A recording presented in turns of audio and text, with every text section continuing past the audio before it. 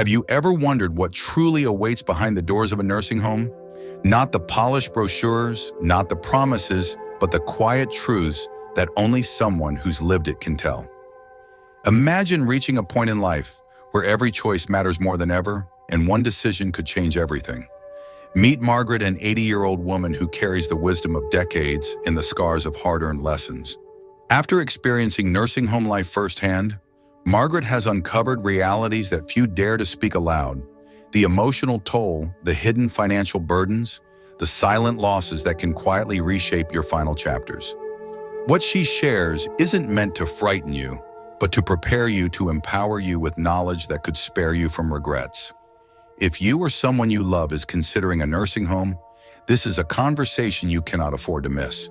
Stay with us and let Margaret's story open your eyes and perhaps open a different path for your future. Number 1. The harsh reality of losing independence. When Margaret first moved into the nursing home, she had dreams of a peaceful retreat, a place where she could savor the quiet joys of her later years. I imagined it would feel like a cozy, welcoming haven. She reminisces, but reality was far more complicated than I had ever anticipated.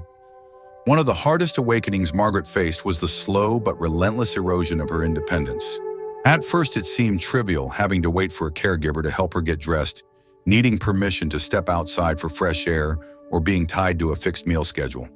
Yet over time, these seemingly small inconveniences stacked up, and with each one, a little piece of her autonomy slipped away. When you're used to deciding when to wake up, what to eat, or when to simply sit outside and feel the sun, she shares, losing that freedom feels like losing a part of yourself. So, the loss wasn't just practical, it cut deeper, touching her very spirit.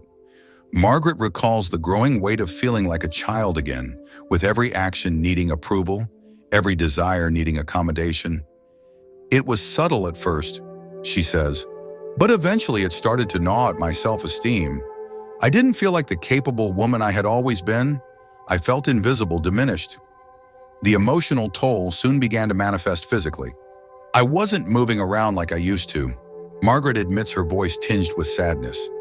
Before entering the home, she would take leisurely walks around her neighborhood, enjoying the rhythm of her steps and the simple freedom of choosing her own pace.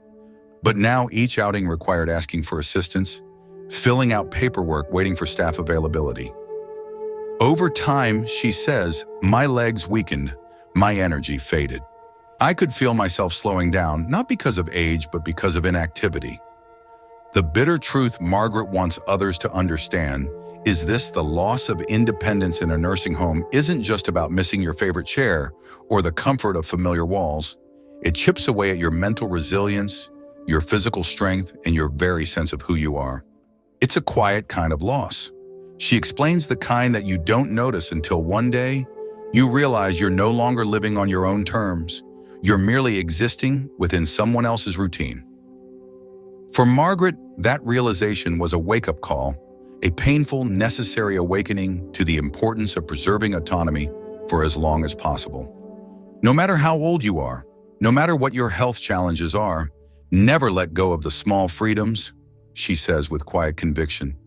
Even tiny choices, what time you wake up, what clothes you wear, whether you want tea or coffee in the morning, they matter more than you can imagine. Margaret's story isn't shared to sow fear, but to spark awareness. Aging does not mean surrendering your spirit. It means fighting gently but firmly for the right to remain the author of your own life, even as the pages turn and the seasons change. As she reflects on her journey, Margaret smiles softly and adds, independence is not just a luxury. It's the thread that keeps you feeling alive, proud, and connected to the person you've spent a lifetime becoming. Hold on to it with everything you have. Number 2, the hidden financial burden of nursing home care. When Margaret first stepped into the nursing home, she carried with her a quiet optimism. I thought it would be simple. She recalls, her voice steady. Just a monthly payment, a roof over my head, a place to rest and heal. But it didn't take long for Margaret to realize that the financial reality was far more complicated and far heavier than she had ever imagined. At first, it seemed manageable. A fixed monthly fee, they said. a tidy figure on a neat brochure. Yet as days turned into weeks, Margaret began to notice the quiet creep of unexpected costs. It wasn't just rent, she explains. It was a long list of little extras, mobility assistance, medication, management therapy sessions. Each one carried its own price tag, like tiny weights added to an already heavy load. One small add-on after another, and suddenly what had seemed affordable ballooned into something far beyond what Margaret and her family had planned for. My daughter Emily was stunned. Margaret says softly, "We thought insurance would cover more. We thought we had prepared." But the truth was harsher. Insurance barely touched many of the added services, leaving the family scrambling to bridge the growing gap. It wasn't just about dollars and cents. It was about choices, painful ones. We had to decide between my comfort and the necessities. Margaret admits, between extra personal care or saving for emergencies. No family should have to make those choices, but so many do. Beyond the obvious costs, there were hidden day-to-day expenses that few people ever talk about. Emily found herself reaching into her savings more often than she could afford for new clothing. When Margaret's old favorites wore out for personal hygiene supplies, not included in the care package, even for transportation fees just to visit and spend a few precious hours together. Every little thing had a cost. Margaret shares, and the emotional cost was even higher. What few realize, Margaret warns, is that the burden doesn't just fall on the shoulders of the elderly resident. It ripples outward, touching sons, daughters, and grandchildren in ways money alone can't measure. It's the late nights Emily spent worrying about bills. She says it's the guilt she carried when we had to say no to something that would have made my days a little easier. It's the helplessness you feel when you see your family struggling to keep you comfortable, but there's only so much they can give. As she reflects, Margaret doesn't speak with anger, only with a quiet, bittersweet wisdom. "I don't regret seeking care when I needed it," she says, "but I do wish we had known more, asked more questions, dug deeper into what wasn't on the surface." Her hope now is that others will walk into these decisions with their eyes fully open, prepared not just for the visible costs, but for the hidden ones as well, the ones that can weigh down even the strongest hearts. The true price of nursing home care. Margaret reminds us isn't just measured in bank statements. It's written in the quiet sacrifices of families, in the emotional toll of watching loved ones stretch themselves thin, in the dreams deferred for the sake of responsibility. And yet, even in sharing these hard truths, Margaret's voice carries a note of hope. With knowledge, she says, comes power, and with power we can protect the people we love and ourselves a little better. Number 3, the emotional and mental toll of isolation. For Margaret, the hardest truth she faced after entering the nursing home wasn't the gradual changes in her body. It was the quiet, aching weight of emotional isolation that crept into her heart. "You think you'll adjust," she reflects, her voice soft with memory. But nothing quite prepares you for the loneliness that settles in when the days stretch long and empty. At first, Margaret tried to stay hopeful. She smiled at the other residents, joined group activities, and told herself that new friendships would blossom in time. "I thought," she says with a bittersweet smile, "that it would be like moving into a community, like neighbors in a friendly town." But reality was far more complicated.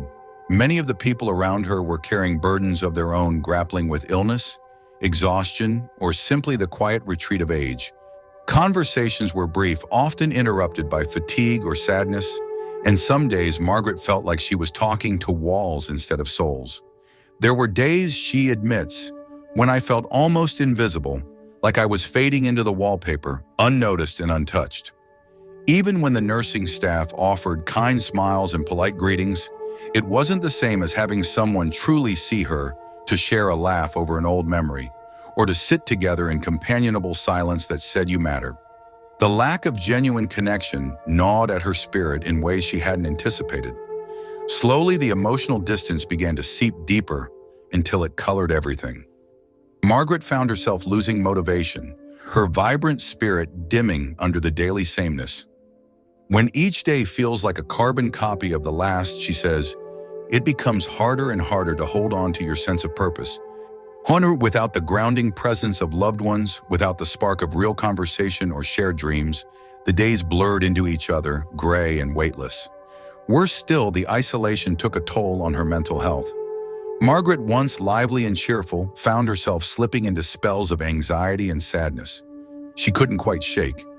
It's not just feeling lonely, she explains. It's feeling forgotten, like the world outside has moved on without you and you're just waiting. That slow erosion of hope, she says, can be just as damaging as any physical illness. Yet Margaret's story isn't one of despair. It's a call for awareness, for tenderness, for action. She wants others to understand isolation in a nursing home isn't always loud or obvious. Sometimes it's the soft, persistent silence that wears a person down day after day. You can be surrounded by people, she says quietly, and still feel completely alone. For Margaret, recognizing this truth became the first step in fighting against it. She began reaching out not with grand gestures, but with small, persistent acts of connection. A smile, a greeting, a shared memory of the old days, and slowly she found tiny sparks of humanity shining through the gloom. It's not easy, she says, but you have to keep trying. You have to remind yourself and others that you're still here and that you still matter. Her journey is a powerful reminder for anyone considering the transition into a nursing home. Beyond the physical logistics, beyond the financial cost, there is an emotional reality that must not be ignored. It's the reality of loneliness, of yearning for meaning, of needing to feel connected to the great, beautiful, living world. Margaret hopes that by sharing her experience, she can help others prepare not just their finances, but also their hearts. Because your spirit, she says, needs just as much care as your body, maybe even more. Number 4, the critical need to research nursing homes thoroughly. If there's one lesson Margaret wishes she could share with everyone, it's this: never choose a nursing home based only on appearances. I made the mistake of thinking that a clean floor and a nice brochure meant good care, she says softly. But life behind those doors can be very different from what you see at first glance. Margaret urges everyone considering this path to dig deeper, much deeper. A polished lobby and smiling receptionist might be impressive on a tour, but what about the atmosphere late at night or on a Sunday when staffing is low? She advises visiting multiple times at different hours. Observe, listen, feel the energy of the place. Talk to people who live there. Margaret adds, talk to their families if you can. Real experiences speak louder than sales pitches. She also stresses the importance of asking pointed questions. What is the staff-to-resident ratio? Are the caregivers trained to handle specific health needs? Are they patient, kind, or hurried and distant? Small details tell a big story. And don't just glance at the common rooms. Margaret suggests looking closer. The bathrooms, the kitchens, the quiet corners where real life happens. A truly good facility will feel warm, alive, and caring, not cold or clinical. This decision can shape your final years. Margaret says you deserve more than a place to wait. You deserve a place to live fully, with dignity, kindness, and real community.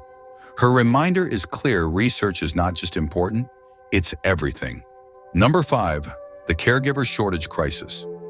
One of the most unsettling realities Margaret encountered after moving into the nursing home wasn't something she could see on the brochure or anticipate during the tours. It was the deep, painful shortage of caregivers. I never expected that, she says, her voice tinged with both understanding and lingering frustration. The staff were kind, they truly cared, but there simply weren't enough of them to go around. Across the country, this shortage has quietly grown into a silent crisis, and Margaret experienced its consequences firsthand. She recalls the long mornings when she would lie awake, waiting for someone to help her out of bed. There were days when hours slipped by before anyone could come, she shares. And when you're lying there needing help, it's hard not to feel like you've become invisible, just one more task on a long list that keeps getting longer.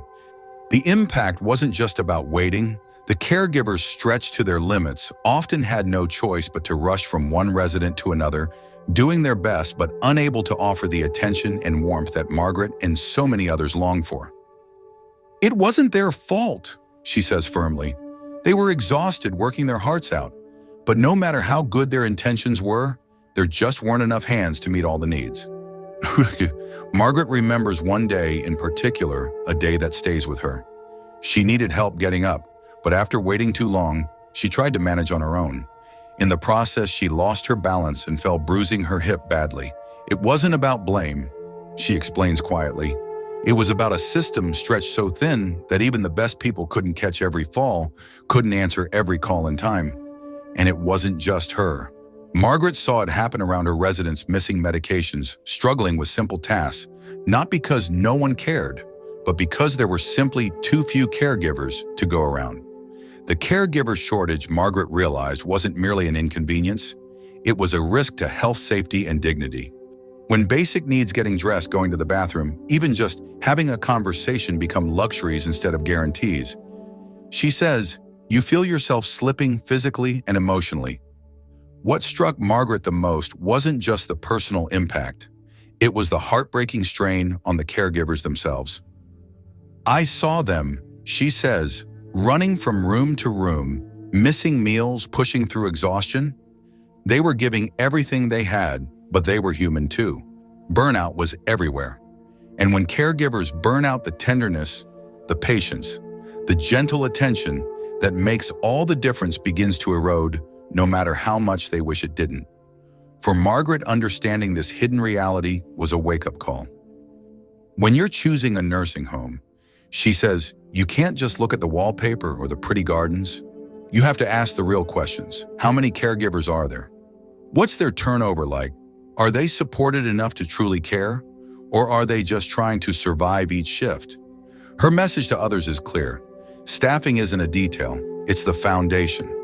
Without enough caregivers, no amount of fancy decor or cheerful slogans can make up for the loneliness, the missed care, the quiet, grinding fear of being forgotten. As Margaret leans back in her chair, a small, steady light shines in her eyes. It's not about scaring people. She says it's about giving them the truth. Because when you know what to look for, you can choose a place that honors you, not just as a patient, but as a human being who deserves to be seen, heard, and cared for. Number 6, the absence of personalized care. Among all the difficult lessons Margaret faced during her time in the nursing home, perhaps the most disheartening was realizing how easily individuality could be lost in such a place. I felt like just another number on a long list, she says quietly, the memory still fresh in her mind. Not a person with a story, not someone with dreams and needs, just another task to be managed. In a facility overwhelmed by the sheer number of residents, Margaret quickly learned that personalized care was more a promise than a reality. While the staff worked hard and did what they could within the system, the day-to-day routines often revolved around efficiency, not the individual needs of those living there. It wasn't about what I needed that day. She reflects, it was about what fit into their schedule. Small but important personal requests helped organizing her medications in a way she was comfortable with, a simple adjustment to her meals. A few extra minutes of conversation were often brushed aside, not out of neglect, but because the system itself didn't allow room for those kinds of accommodations. It wasn't that they didn't care. Margaret says it was that the system was too rigid, too stretched thin to allow for anything beyond the basics. Over time, this lack of personalization began to weigh heavily on her, not just physically, but emotionally too. Margaret, who had spent her life advocating for herself and making thoughtful decisions about her health, suddenly found herself feeling powerless. I knew my body better than anyone. She explains, I knew when something wasn't right, when I needed something more. But when those needs weren't heard or prioritized, it was like I was being erased little by little. The consequences weren't abstract. Margaret's health began to slip, not because of negligence, but because subtle but critical aspects of her care were overlooked. Adjustments to her medication schedule were missed.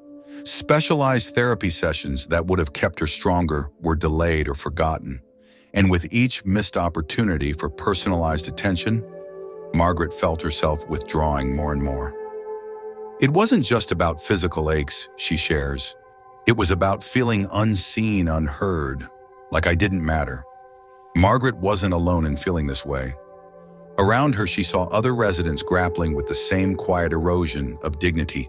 Small personal needs, unmet, unique medical conditions, treated with broad, impersonal strokes. And she realized something important: without personalized care, even the best intentions fall short. Reflecting on her experience, Margaret offers a piece of advice born from hard-won wisdom. If you're considering a nursing home, she says, don't just look at the amenities or the smiles on the tour. Ask the real questions. How do they tailor care to each person? How do they listen? Will they see you, not just your chart, but you? Because when individualized care fades, it's not just services that are lost, it's the essence of who you are. Margaret's story is a powerful reminder that every senior deserves to be treated not as a case to be managed, but as a whole person, rich with history, hopes, and needs, as unique as a fingerprint. As she leans back, a soft smile crosses Margaret's face, a smile that speaks of resilience and of hope. Everyone deserves to feel like they matter, she says, and if you don't insist on it, the world has a way of forgetting. Never let yourself be forgotten. Number 7, finding freedom beyond nursing homes. After her experience living in a nursing home, Margaret knew deep in her heart that she needed something different, something that could preserve her independence without sacrificing the care she needed.